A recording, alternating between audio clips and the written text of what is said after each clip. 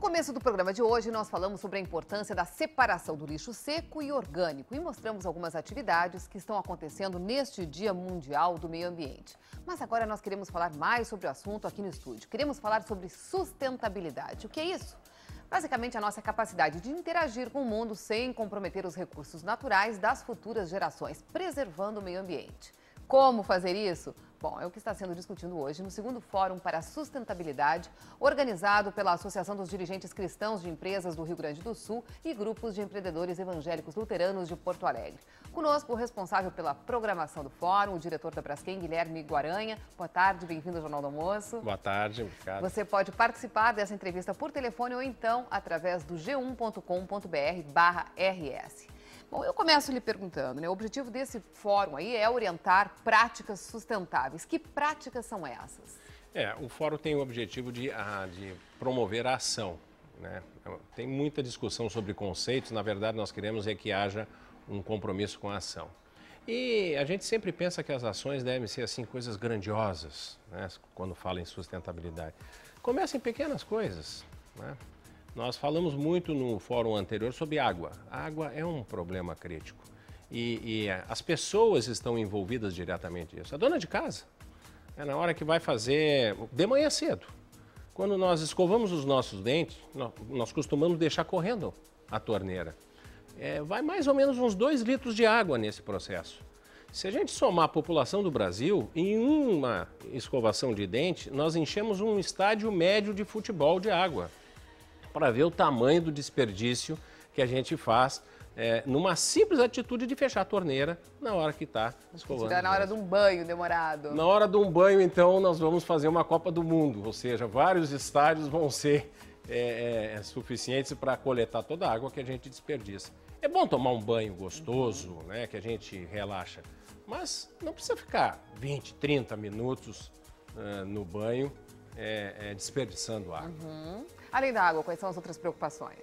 Por exemplo, tem outras atitudes que a gente faz que não estão relacionadas exatamente ao consumo de algum bem natural, direto, mas indireto.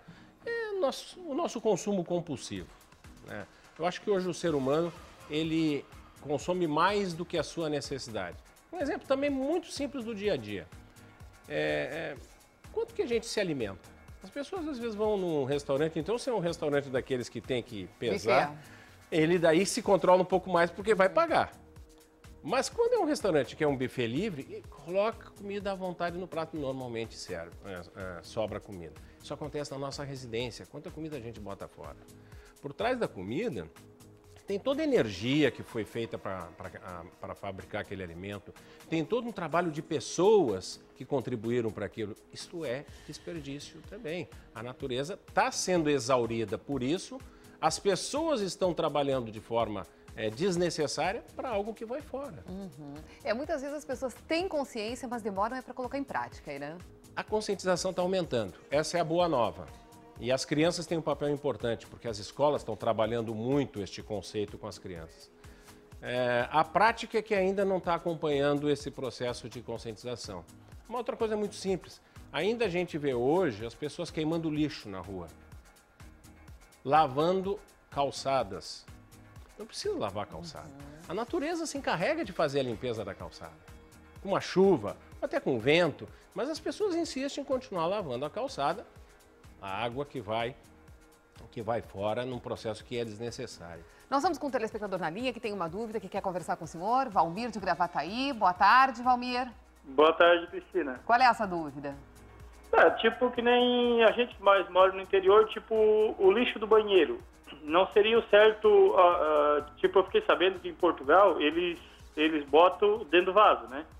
Ou seria queimar para não dar muito acúmulo de lixo no Brasil? Muito boa pergunta. Esta é uma prática que é preciso que a gente altere. Por exemplo, quando se coloca o lixo do banheiro no vaso sanitário, ele está indo junto com uma água que vai ser tratada e que pode ser reutilizada. O lixo do banheiro não deve ser, porque vai prejudicar esse tratamento, vai dificultar esse tratamento. Hoje, cada vez mais a gente tem água de reuso, então não deve colocar. Se vai queimar o lixo, nós estamos contribuindo para gerar CO2. Então, o correto é que a gente faça a disposição, como apresentou no início do programa, nós precisamos fazer a disposição separada de cada um dos lixos, porque eles vão ter o destino certo. Então, o lixo que pode ser reciclado, o lixo que pode ser incinerado e pode gerar energia, o lixo que eventualmente vai ser um aterro, mas ele vai ser um aterro de muito boa qualidade que vai poder servir, inclusive, para ser até adubo posteriormente. Ok, Valmir? Tá, obrigado. Então, o certo é mandar para o lixo mesmo, né? Isso, separado, porque assim você não vai misturar com outros produtos como plástico, lata, que podem ser reciclados. Bom, nós falamos aqui de atitudes simples, né, que cada um pode fazer na sua casa. Agora, que avaliação você faz do que está sendo feito pelas nossas empresas, pelo Estado, pela Prefeitura da capital? Olha, as empresas há muito tempo sentiram a necessidade de se tornarem sustentáveis. Ou seja, aquele ciclo aberto de que a empresa ela pega recursos da natureza, trabalha, joga na sociedade que consome e não fecha, esse ciclo não pode continuar. Então, as empresas estão cada vez mais buscando, além do aspecto da conscientização, estão buscando um processo de redução. Então, a primeira palavra é reduzir. Reduzir a utilização de elementos da natureza, seja água, reduzir a emissão de CO2, reduzir o consumo de energia. Grandes programas e desenvolvimentos tecnológicos.